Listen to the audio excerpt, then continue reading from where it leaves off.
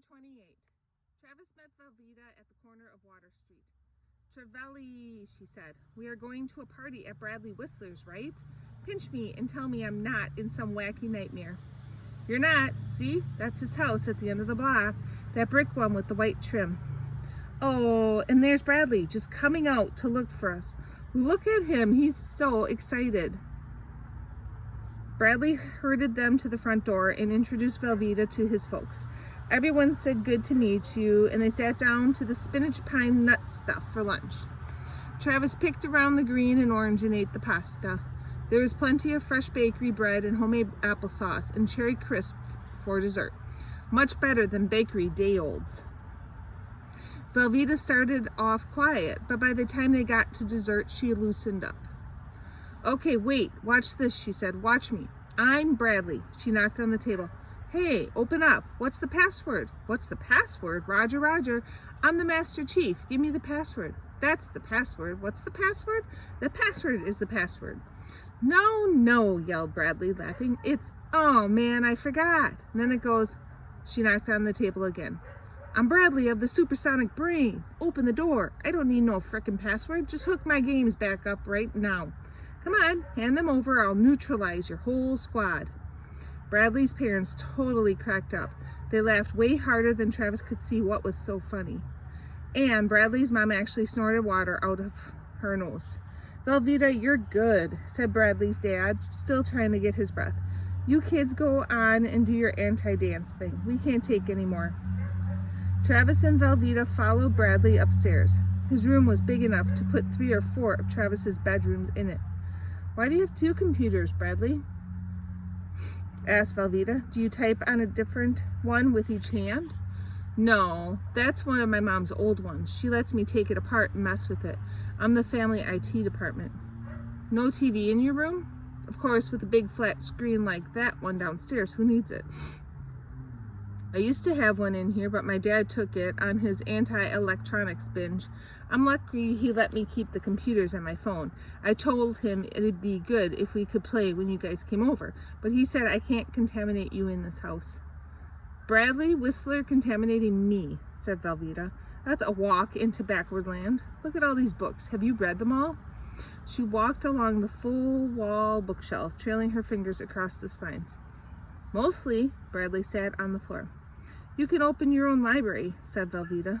Travis sat near Bradley and leaned against the dresser. So, Travis, said Velveeta, why does Cormac call you Mulio anyway? He says Travis is one coolio mulio, said Bradley. That's why way better than chocolate chip. Chocolate chip was not Chad's best effort. Velveeta, on the other hand, was a stroke of genius. Trad named you that? Asked Travis. Back in 2nd grade. Chad can't call anyone by just their names. It's a speech impediment. Do you like Mulio? It beats Bluefish. Bluefish? What's that? Asked Bradley. They called me that at my old school because of the reading group I was in, back in 3rd grade. Bradley bounced up and pulled a book off the shelf. He pointed at the cover. That's right. Your groups were 1 fish, 2 fish, red fish, blue fish? The dumb Bluefish stared at Travis with that stupid, blank, idiot smile. But look, said Velveeta, that Bluefish is the Mulio fish.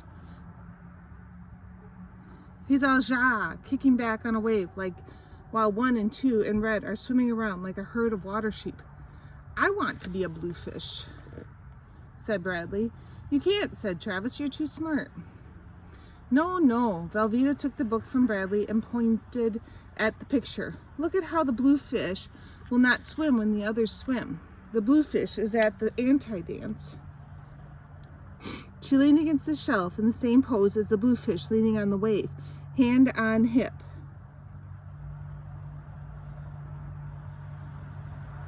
Smiling the big closed lip smile.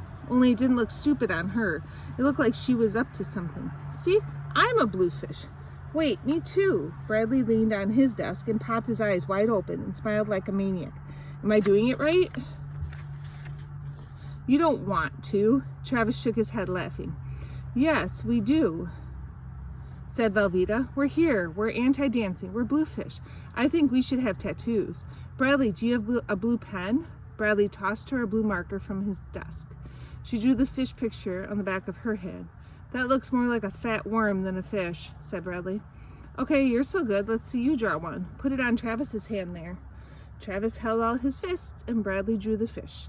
It was much better than Velveeta's. Look at the long lashes on that thing, said Velveeta. Bradley, I had no idea you were all artistic. Put one on your own hand. Bradley took a long time to draw his own. Finally, he held up his hand. Look, it hardly shows on me, he said.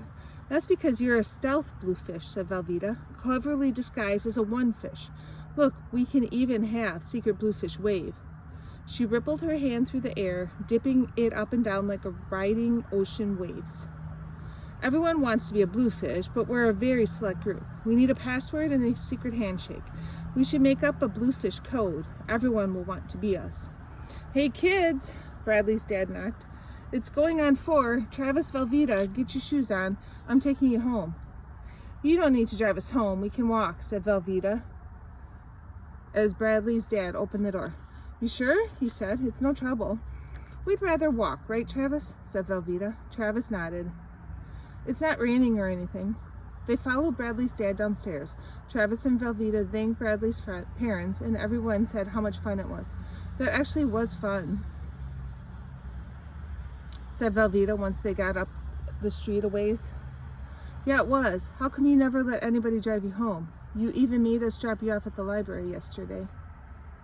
Layers of clouds blanketed the sky, and a chilly wind blew them along. Velveeta wrapped the ends of her scarf around her neck and tucked them inside her hoodie. Mr. Nicer Boy, are you sure you're not an undercover cop? Even if Mr. Whistler drove us, you'd make him drop you at the library, right? Right. So listen, I've been thinking about Roscoe's rabies tags. Does carrying it with you make you feel like Roscoe is less dead?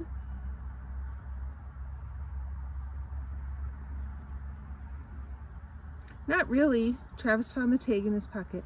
I mean, if anything, it makes him feel more dead, because if he were alive, then he'd be wearing it, not me. Right. She unwound her scarf a couple of turns and wrapped one end around her palm. This is different. I'd be wearing it even if Calvin were still alive. But carrying it with me, Travis pressed the tag flat and warm into the center of his palm. It doesn't make him not dead, but it makes him not as much gone, you know? Like sometimes when I rub it, I can still sort of smell him. Velveeta rubbed the scarf across her cheek. They came to Main Street, but instead of turning down toward town, Velveeta stepped onto the bridge and leaned over the railing. The water looked cold and choppy in the wind, and leaves swirled down and hit the surface. So it's not like you're someone who never had a Roscoe, right? So even though Calvin's dead, it's not like I'm someone who never had a Calvin. Because if there had been no Calvin, there'd be no scarf. Yeah, said Travis. Not that scarf, anyway. I mean, you could go buy some other scarf. Like I could go get another rabies tag, but you couldn't get that one. Even with all the scarves gone, but this one, I can't turn into a no Calvin Velveeta. Like you can never be a no Roscoe Travis, right? Right. The water rushed beneath them. Travis picked up a stick and threw it in. It drifted toward the bridge, picking up speed as it got closer to the dam. When it went under, they ran across and watched it come out the other side. The stick hurtled over and crashed into the white water at the bottom. So, I was wondering, said Velveeta, is there a Mrs. Ed? Nope, she died before I was born. What about Ed Jr. or Edwina? My dad died when I was 3, so did my mom. Velveeta opened her mouth, but Travis stopped her. It's okay, I hardly remember them. He picked up another stick, crossed the road, and threw it as far as he could. The wind and the current pushed it swiftly toward the dam. He crossed back over and leaned next to Velveeta. So you don't miss them? She asked. No, not like Roscoe. The stick shot over the falls and disappeared into the foam and rocks at the bottom. Travis leaned farther over the railing, looking for it to pop up again. Velveeta pointed at the bluefish Bradley had drawn on his hand. Did you mind, she asked, us getting all bluefishy with you? No, it's fine, said Travis. It's different here. That's because you've got me and Bradley in your school. Ha! Get it? Your school? Ha, said Travis. The stick finally resurfaced near the steep bank, floated downstream on smooth, fast-running water, and disappeared around the curve. Hey, speaking of school, have you been practicing that sentence so you can wow Mr. McQueen tomorrow? I've got the first 2 down now. Can I come and watch you wow him? No. Please? No. Fine, cut me out of the good part. That's just like you. She pushed away from the railing. I better get going. See you tomorrow, Raleigh. About a block away, she turned around and walked backward. She rolled her left hand up and down the Bluefish wave.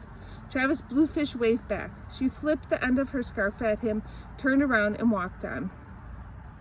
Travis leaned over the railing and held his fist out over the railing water. The smile wasn't all that stupid.